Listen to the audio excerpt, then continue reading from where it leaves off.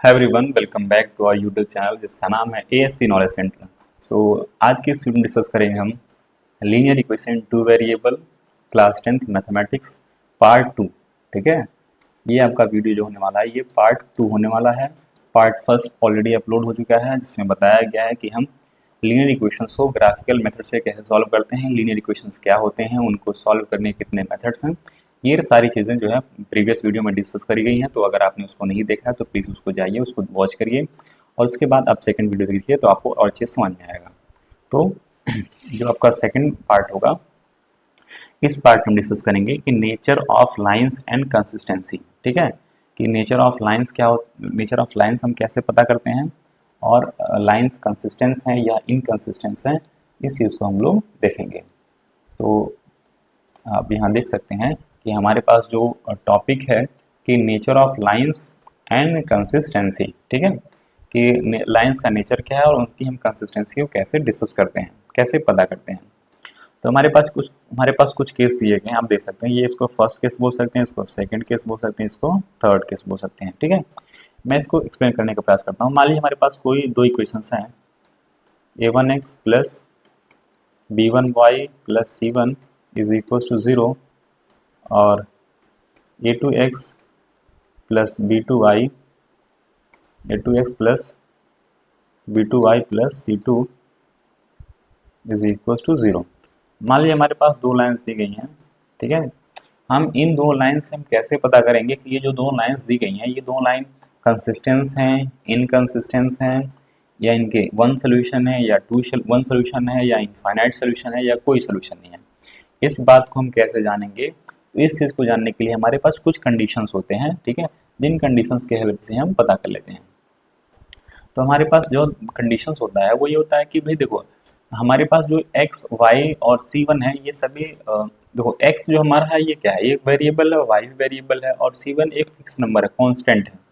और हमारा दूसरे इक्वेशन में भी x और y वेरिएबल्स हैं और a2 b2 कांस्टेंट नंबर है और c2 भी कांस्टेंट नंबर है। ठीक है, तो अगर हमारे पास कुछ ऐसे लीनियर इक्वेशंस दिए गए हैं तो हम यहाँ से बेसिकली पता कर लेते हैं, a1 अपॉन a2 पता कर लेते हैं और b1 अपॉन b2 पता कर लेते हैं और c1 अपॉन c2 पता कर लेते हैं। यहाँ लिखता हूँ मैं c1 अपॉन c2 पता कर लेते हैं।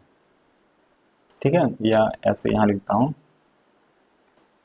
c1 अपॉन c2 पता कर लेते हैं। ठीक है, हम a1 अपॉन a2 पता कर लेते हैं, b1 अपॉन b2 पता कर लेंगे, c1 अपॉन c2 पता कर लेंगे। ठीक है, देखो अगर हम देखते हैं a1 अपॉन a2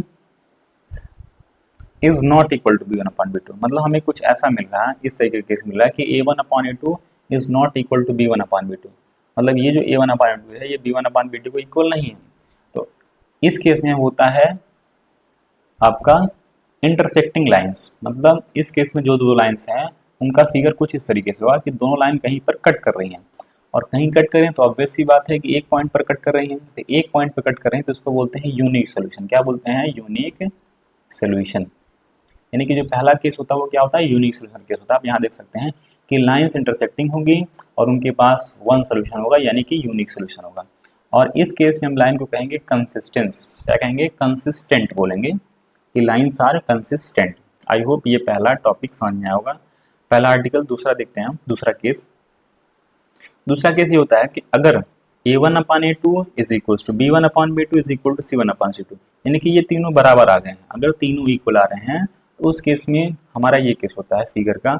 उस केस में लाइन कुछ इस तरीके से होगी, एक लाइन ऐसे जाएगी और जो दूसरी लाइन होगी वो इसी के ऊपर से होकर जाएगी, जो दूसरी लाइन होगी इसी के ऊपर से होकर जाएगी। ठीक है, मतलब दोनों लाइन इस केस में एक दूसरे के ऊपर होकर जाएंगे, और जब दोनों लाइन एक दूसरे के ऊपर होकर जाती हैं तो उसको कहते हैं इनफाइनाइटली मेनी सोल्यूशन। इस केस में हमारे पास इनफाइनाइटली मेनी सोल्यूशंस होंगे। ठीक है, और इस केस में लाइन को कहते हैं कंसिस्टेंस। पहला वाला केस भी कंसिस्टेंट का होता है और दूसरा वाला केस भी कंसिस्टेंट का होता है। मीन कि अगर दोनों लाइन एक दूसरे को कट कर रही हैं या एक दूसरे के ऊपर जा रही हैं तो ऐसे केस को कहते हैं कंसिस्टेंट। और तीसरा केस हमारे पास होता है कि अगर a1 upon a2 is equal to b1 upon b2 is not equal to c1 upon c2, यानी कि जो a1 अपॉन a2 आपने निकाला है और b1 अपॉन b2 आपने निकाला है ये दोनों बराबर हैं, बट c1 अपॉन c2 बराबर नहीं है। तो इस केस में जो लाइंस होते हैं उनको कहते हैं पैरेलल लाइंस। और इस केस में हमारे पास कोई सोल्यूशंस नहीं होता है। मतलब इस केस में जो हमारा थर्ड केस है, इसमें जो फिगर बनता है लाइंस का कुछ इस तरीके से बनता है, एक लाइन ऐसे जा रही होगी तो दूसरी लाइन ऐसे जा रही होती है, यानी कि दोनों लाइन एक दूसरे क्या होती हैं, पैरेलल होती हैं। और जब पैरेलल होती हैं तो हमारे पास कोई सोल्यूशंस नहीं मिलेगा। जब लाइंस पैरेलल होंगी तो कोई सोल्यूशन एग्जिस्ट नहीं करेगा। तो ऐसे केस को कहते हैं नो सोल्यूशन, मतलब कोई सोल्यूशन नहीं मिलेगा।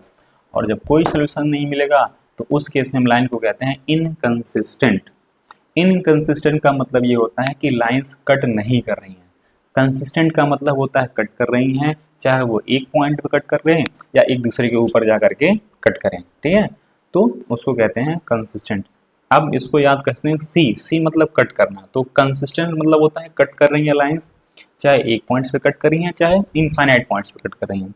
और इनकंसिस्टेंट का मतलब होता है कि कट नहीं कर रही है, यानी कि लाइंस पैरेलल है। I hope this thing is become completely crystal clear. तो आपको पता हो गया कि अब हम A1/A2 कैसे पता करेंगे भाई। देखो A1 जो होता है वो x का कॉफिशिएंट लेते हैं और A2 जो है वो A1 जो है वो पहले इक्वेशन में x का कॉफिशिएंट है और A2 जो है दूसरे इक्वेशन में x का कॉफिशिएंट होता है। B1 जो है पहले इक्वेशन में y का कॉफिशिएंट होता है और B2 जो होता है वो दूसरे इक्वेशन में y का कॉफिशिएंट होता है। C1 पहले इक्वेशन का कांस्टेंट नंबर होता है और C2 दूसरे इक्वेशन का कांस्टेंट नंबर होता है। तो ये कॉन्सेप्ट है। अब इस कॉन्सेप्ट के बेसिस पर हमारे पास कुछ क्वेश्चन हैं, उस क्वेश्चन को हम देखते हैं।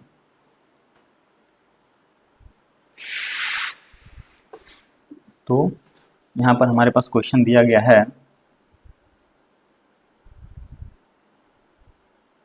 कह रहा ऑन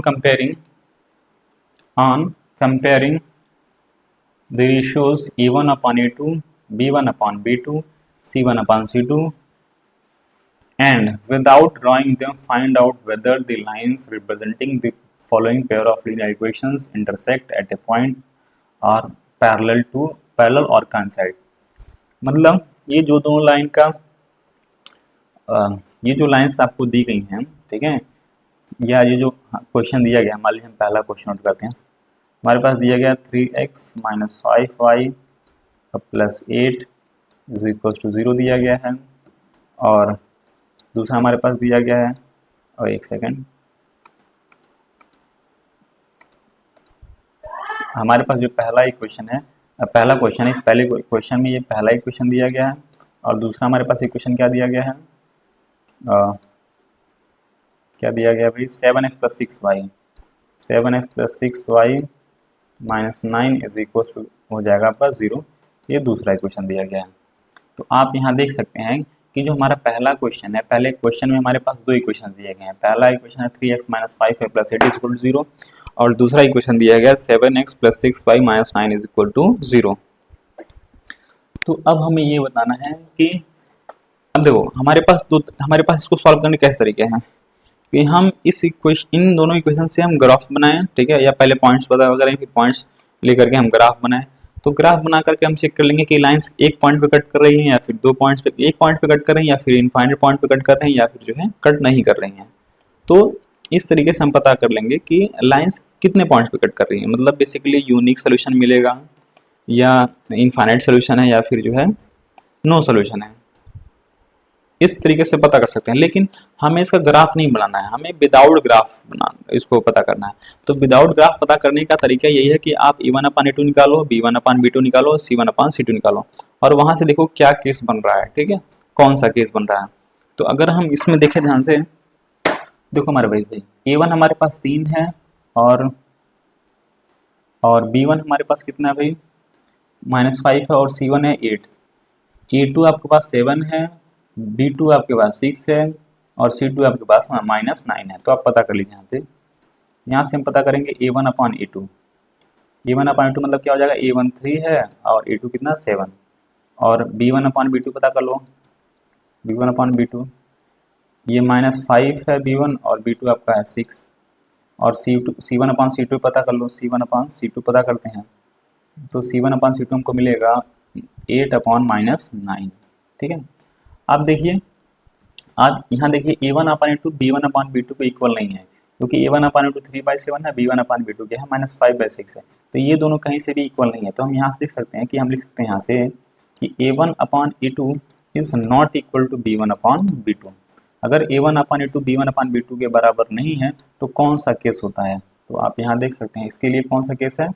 अगर a1/a2 is not equal to b1/b2 तो उस केस में केस होता है, उस केस को हम लोग कहते हैं इंटरसेक्टिंग लाइंस। और इस केस में हमारे पास वन सोल्यूशन मिलता है और लाइन क्या होती है, कंसिस्टेंट होती है। ठीक है, तो हम यहाँ से देख सकते हैं कि इस केस में हमारे पास जो होगा कि यूनिक सोल्यूशन मिलेगा, यूनिक सोल्यूशन, और लाइंस हमारी होंगी कंसिस्टेंट होंगी, और साथ में ठीक है कंसिस्टेंट होंगी। और क्या हो सकता है, और हम क्या लिख सकते हैं, हाँ इंटरसेक्टिंग लाइंस बोल सकते हैं इनको। ठीक है, क्या बोल सकते हैं, इंटरसेक्टिंग लाइन।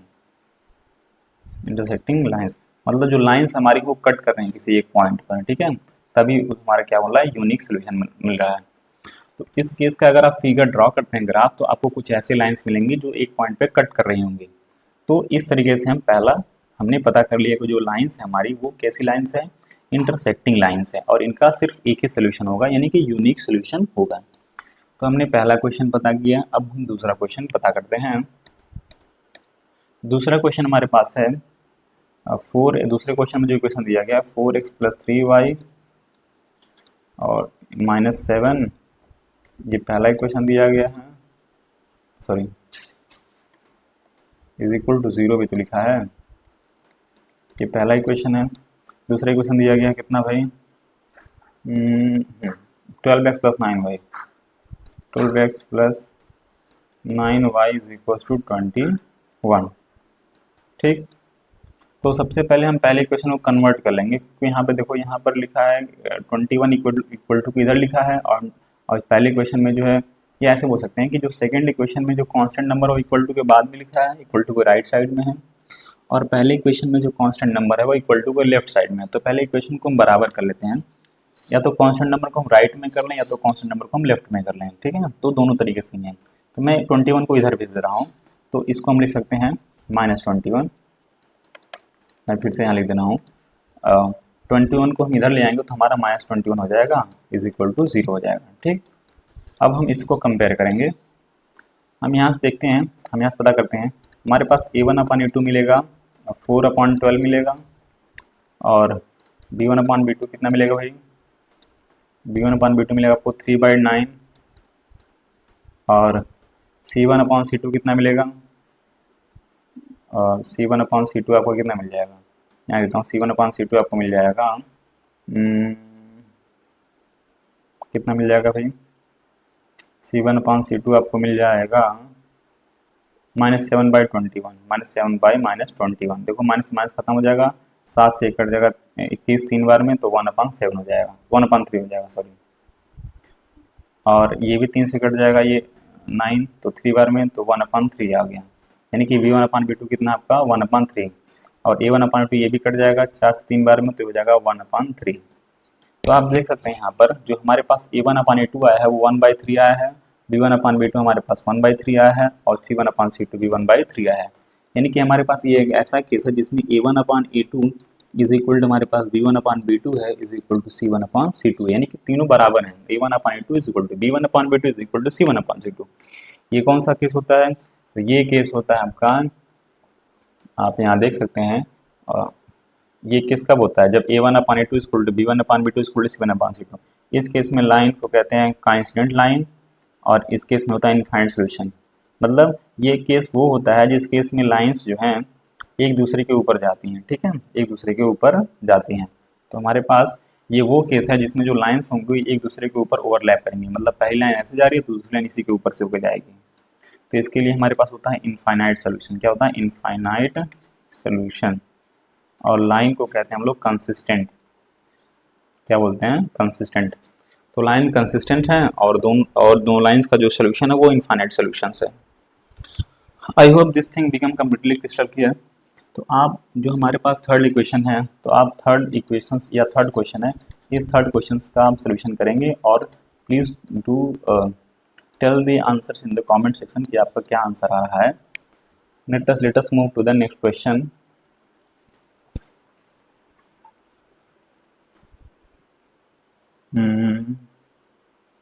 ठीक है, हमारे पास क्वेश्चन दिया गया है, कह रहा है if the lines this and this has unique solutions. कह रहा है दो लाइनें हमारे पास दी गई हैं, कौन सा, 2x प्लस के वाई इज इक्वल टू 1, ये पहला इक्वेशन है, और दूसरा हमारे पास दिया गया 3x minus 5y is equal to 7, ये हमारे पास दूसरा इक्वेशन है, ये हमारा पहला है, दूसरा इक्वेशन है। अब कह रहा है ये दो लाइन्स के पास यूनिक सोल्यूशन है, क्या सोल्यूशन है, यूनिक सोल्यूशन है। तो यहाँ लिखेंगे, तो हमें के का वैल्यू बताना है, ठीक है। तो अगर लाइन्स के पास यूनिक सोल्यूशन है तो यूनिक का कंडीशन यूज करेंगे। तो सिंस लाइन्स हैज अरे यार क्या लिखा रहा है, लाइन्स हैज यूनिक सोल्यूशन, अगर लाइन के पास यूनिक सोल्यूशन होता तो केस क्या होता है आपके पास, a1 upon a2 is not equal to b1 upon b2। इसमें वैल्यू भर देंगे, a1 का वैल्यू आपके पास 2 है, a2 का वैल्यू 3 है, यहाँ नॉट इक्वल टू होगा, और यहाँ b1 का वैल्यू k है और b2 का वैल्यू कितना है, -5। तो अब इसको थोड़ा सिंप्लीफाई कर लेंगे। अब यहाँ से देखो, यहाँ नॉट इक्वल टू और इक्वल टू को हम सेम तरीके से सॉल्व करते हैं, हम क्रॉस मल्टीप्लाई कर लेंगे इस तरीके से। तो 3 का केम करेंगे तो हमारे पास हो जाएगा 3k, और -5 का 2 में करेंगे तो हमारे पास हो जाएगा -5 -10, लेकिन यहाँ बीच में नॉट इक्वल टू साइन रहेगा। अब यहाँ से के को लिख लेंगे, 3 को उधर भेजेंगे तो हमारे पास हो जाएगा के इज़ नॉट इक्वल टू -10/3, मतलब के का वैल्यू कह रहा है -10/3 नहीं होगा, तो -10/3 न होकर के और कोई वैल्यू हो सकता है, मतलब सिर्फ ये बताना है, मतलब ये कह रहा है कि इसमें के का वैल्यू जो होगा वो -10/3 नहीं होगा। तो यहाँ लिख सकते हैं K may be any real number, K can be any real number except -10/3, मतलब -10/3 ना होकर के कोई भी रियल नंबर हो सकता है के का वैल्यू। तो आई होप ये समझ में आएगा। Let us move to the next question. Find the value of K for which the system linear equation this and this has no solution. ये भी क्वेश्चन देख लीजिए, कह रहा है के का वैल्यू बताया जिसके लिए इन दोनों इक्वेशंस के पास कोई सॉल्यूशन नहीं है, ठीक है। तो दोनों इक्वेशंस नोट करते हैं, k x minus 5y is equal to 2, और हमारे पास दिया गया 6x plus 2y is equal to 7। ये पहला इक्वेशन है, ये दूसरा इक्वेशन है। और आपको पता है कि अगर हमारे पास इक्वेशन दिए गए हैं तो अब देखिए ध्यान से, अब हमारे पास कंडीशन क्या दिया, इनके पास नो सोल्यूशन है, ठीक है, कोई सोल्यूशन नहीं है, तो के का वैल्यू बताना है। तो फॉर नो सोल्यूशन में केस क्या होता है, अगर इक्वेशंस के पास कोई सोल्यूशन नहीं है तो कंडीशन ये होता है कि a1 upon a2 is equal to b1 upon b2 is not equal to c1 upon c2। ये होता है नो सोल्यूशन के केस।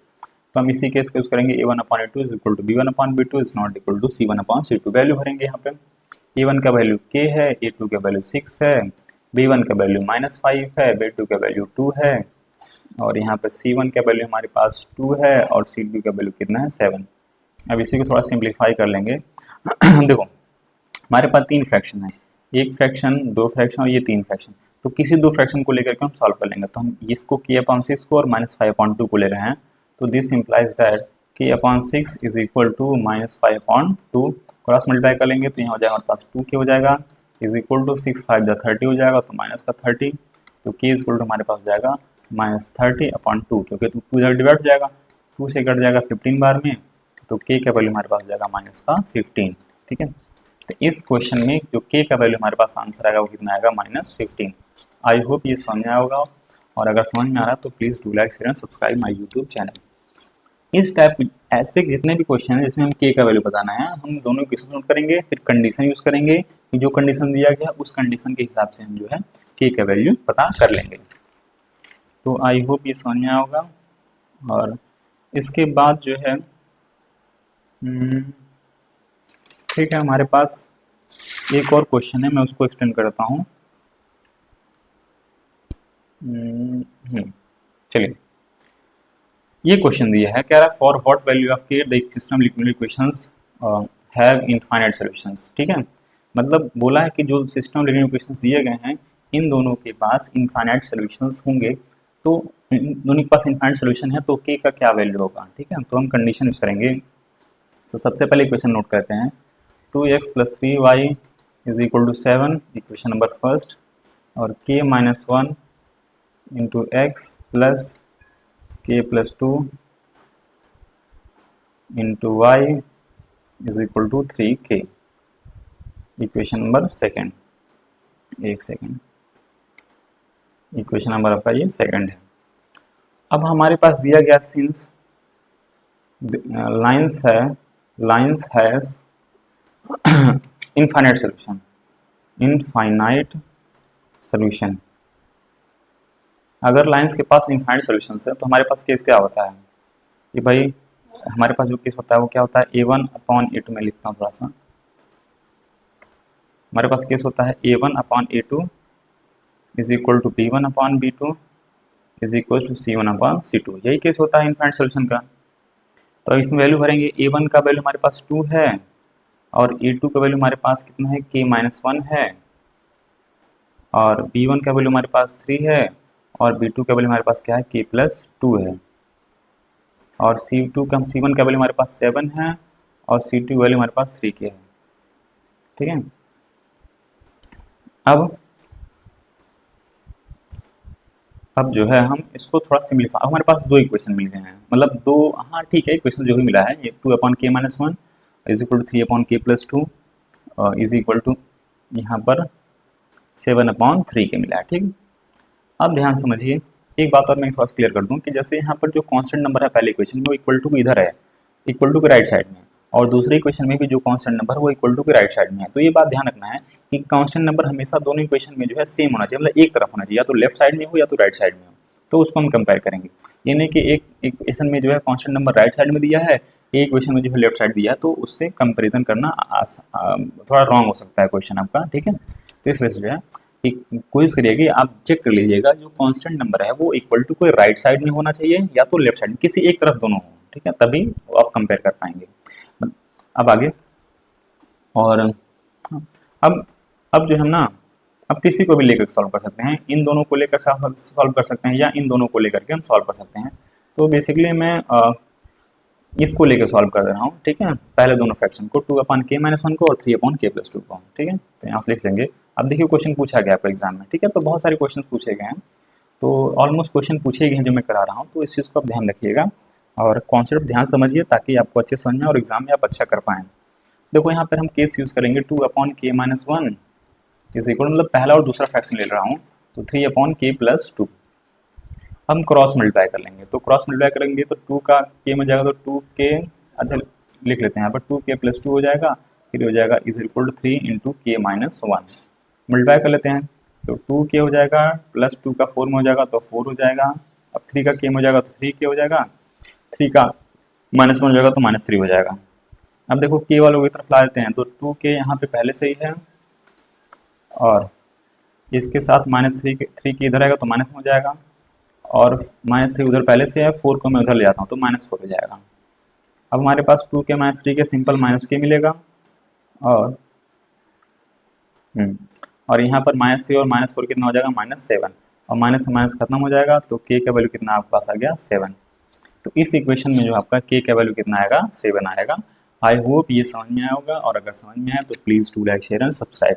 तो इस तरीके से बहुत सारे क्वेश्चंस आपके बुक्स में दिए गए होंगे, तो वहाँ से आप सॉल्व करने का प्रयास करिए, सॉल्व करिए, और नहीं समझ में आए तो कमेंट में कमेंट करिए, मैं उसको समझाने का प्रयास करूँगा। ठीक है, और उसके बाद आप इसके बाद बस ये टॉपिक आपका मैंने कंप्लीट करा है, और जैसे ये नेचर ऑफ लीनियर इक्वेशंस, ये जो टॉपिक था इसको हमने कंप्लीट करा है, ग्राफिकल मेथड भी हमने कंप्लीट करा दिया है, और बाकी जो हमारे पास जो 2 मेथड्स और बच गए हैं, जैसे सब्स्टिट्यूशन मेथड बच गया है और एक बच गया है एलिमिनेशन मेथड्स।